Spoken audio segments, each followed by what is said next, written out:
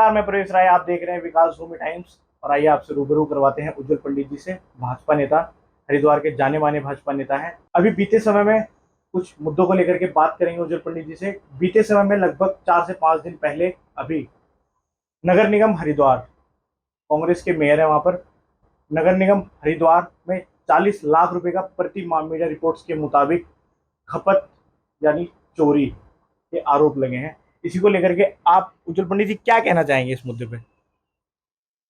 देखिए, जो बात सामने आई है वो कूड़े को लेकर, जो कूड़ा कलेक्शन के माध्यम से और जो उसको डिस्ट्रॉय करने को लेकर जो आमदनी नगर निगम की होनी चाहिए थी, एक अनुमान और जिसे कहें कि एक मीडिया को, जो मीडिया रिपोर्ट के मुताबिक जो उन्होंने आकलन लगाया है कि लगभग 40 लाख प्रति माह उसमें नगर निगम का कूड़ा चोरी हो रहा है।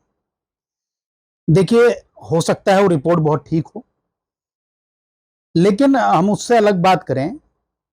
कूड़ा कलेक्शन करने का काम नगर निगम का है और उसको डिस्ट्रॉय करने का काम, उसका निस्तारण करने का काम पूर्व में जो एजेंसी करती थी उस एजेंसी को हटा दिया गया। अब नगर निगम दूसरी एजेंसी के माध्यम से करती है। लेकिन एक बहुत बड़ा सिंडिकेट जो कि कबाड़ी सिंडिकेट है, वो इस खेल में लगा है और उसके साथ साथ नगर निगम के अधिकारी भी, हमें लगता है कि शायद इसमें कुछ लोग इन्वॉल्व हो सकते हैं कि जो वो कूड़ा बीनने वाले लोग हैं, जो कबाड़ी जो कूड़ा बीनते हैं, वो जो बड़े वाले कबाड़ी हैं, वो उनके माध्यम से उस कूड़ा घर में पहुंचकर उस कूड़े को बीन कर, जिससे कि लाभ नगर निगम को होना है वो सीधा लाभ उनको मिल जाता है इसमें। लेकिन इसमें एक चीज और भी है। चलिए, वो कूड़ा बीनने वाले लोग हैं, कूड़ा बीनने के माध्यम से कैसे उन्होंने अपने लोग कहां से ला के लगाए हैं, किस प्रकार लगा रहे हैं, वो भी एक जांच का विषय है। लेकिन क्या नगर निगम जितना ज्यादा काम इस क्षेत्र में कर रहा है, क्या वो उतने कर्मचारी उसके लिए हैं? और अगर उन ये कूड़ा बीनने वाले लोग, चाहे वो सिंडिकेट इसमें कर रहा हो सकता हो सिंडिकेट के माध्यम से सारी चीजें हो रही हो, लेकिन मेरा एक आम नागरिक होने के नाते कहना है, अगर वो कूड़ा बीनने वाले लोग ये कूड़ा कलेक्ट ना करें तो मुझे लगता है कि नगर निगम के कर्मचारियों की मेहनत और ज्यादा बढ़ जाएगी और हो सकता है जो एक दिन में सफाई होनी है उसके लिए एक दिन के कलेक्शन के लिए 2-3 दिन आगे लग सकते हैं। दोनों तीनों पहलुओं पर सोचना पड़ेगा। केवल कूड़े का निस्तारण करना ही, कूड़े का कलेक्शन करना ही नगर निगम का काम नहीं है। उस कूड़े के निस्तारण के माध्यम से होने वाली आमदनी से नगर निगम की आर्थिक स्थिति को मजबूत करने की जिम्मेदारी भी अधिकारियों, मेयर और सभी पार्षदों की है। लेकिन दुर्भाग्यवश स्थिति यह है कि लगातार नेतागण आपस में लड़के बोर्ड की बैठकों में अधिकारियों पे, मेयर पार्षदों पे आरोप प्रत्यारोप लगातार लगाते हुए इस जो काम होना चाहिए, जो नगर निगम के माध्यम से जिस विकास जो धरातल पर होना चाहिए, वो कहीं ना कहीं कमी आ रही है। उस पर कड़े एक्शन और कड़ी जिम्मेदारी के साथ कार्रवाई करने की आवश्यकता है। क्या लगता है इसमें किस तरीके से अधिकारी कहीं ना कहीं लिप्त नजर आ रहे हैं? देखिए, वो निगरानी, जबकि वहां कैमरे लगे हुए हैं, जो यार्ड बने हुए हैं, 6 कलेक्शन यार्ड हैं बड़े वाले कूड़े के, उन यार्डों पर कैमरे लगे हुए हैं। उन कैमरों पर ध्यान देना चाहिए। और वो लोग ऐसे क्यों घुस जा रहे हैं, क्यों वहां से कूड़ा, उस कूड़े में से इकट्ठा करके दूसरी जगह क्यों जा रहा है, जबकि वो कलेक्शन होकर जहां जिस स्थान पर जाना चाहिए वहां जाना चाहिए, क्यों बाहरी लोगों का प्रवेश हो रहा है, इस विषय पर जांच होनी चाहिए।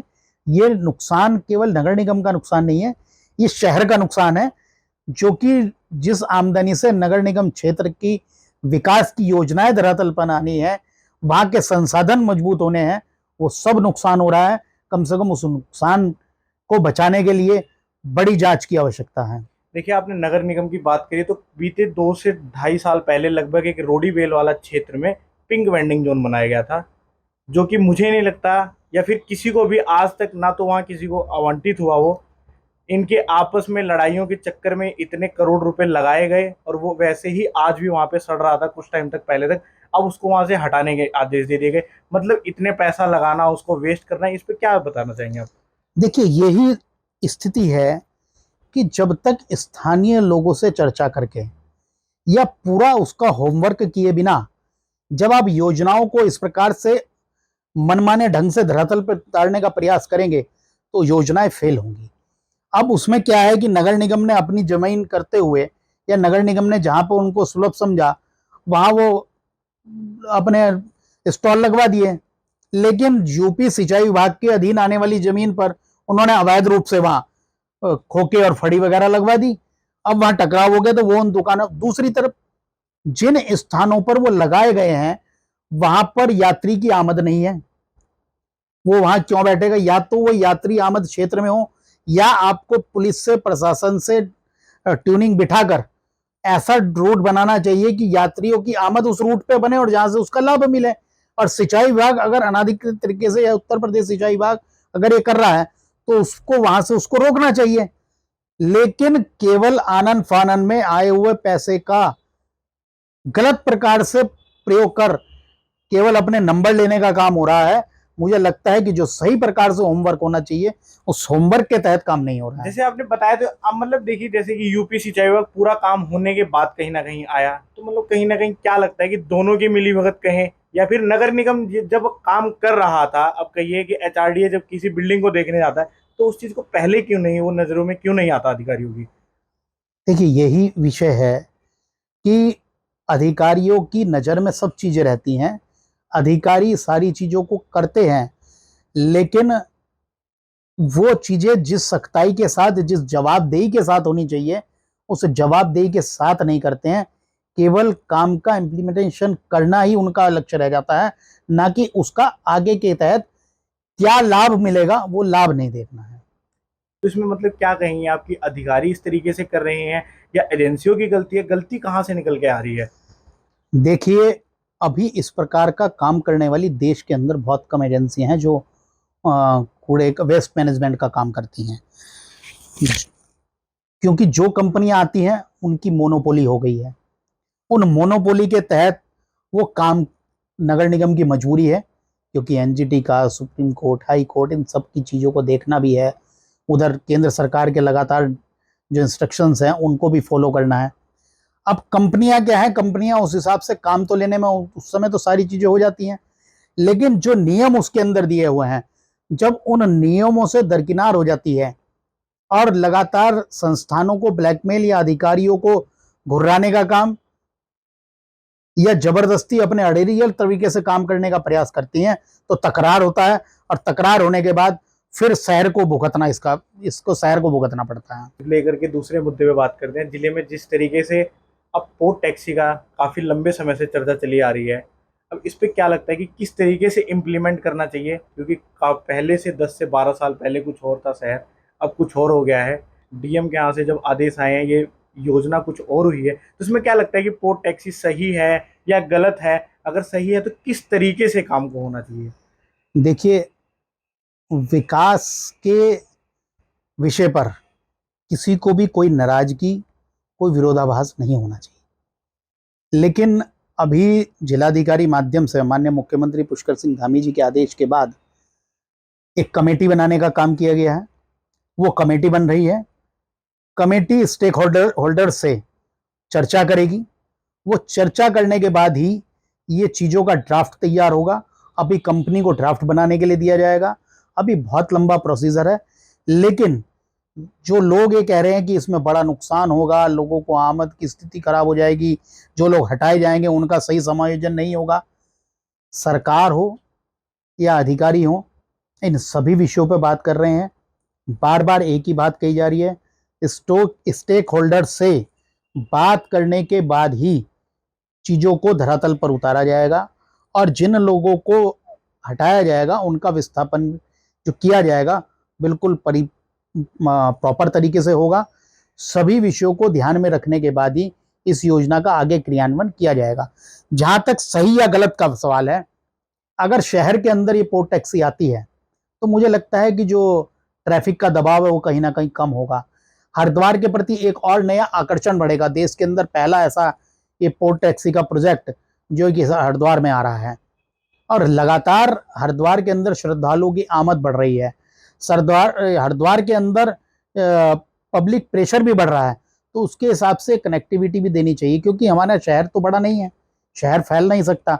उसके हिसाब से ये इस प्रकार की चीज़ें लाकर कहीं ना कहीं श्रद्धालुओं को राहत देने का काम भी मुझे लगता है कि हो सकता है। चलिए, पोर्ट टैक्सी पे आपने बताया, जिस तरीके से आपसे बात की जाए, बारिश का मौसम आता है, सावन। सावन में पूरा जिला कहीं ना कहीं, सिर्फ हरिद्वार की बात नहीं, पूरे जिले की बात हो रही है, जल भराव की स्थिति हो जाती है। मेन रानीपुर मोड़ चौक आता है, वहाँ पर ऐसा कोई साल नहीं होता जब खबरें ना चलती हों, या फिर किसी की नज़र में ना आता हो, या फिर ऐसा ना होता कि अधिकारियों की गाड़ी ना फंसती हो, या किसी नेता या मंत्री की गाड़ी ना फंसती हो। हमेशा इन सब चीज़ों पे कई साल से, पिछले लंबे समय से ये चीज़ आती है। ये आपको क्या लगता है कि किस तरीके से इसका निष्कारण आज तक नहीं हो पाया है?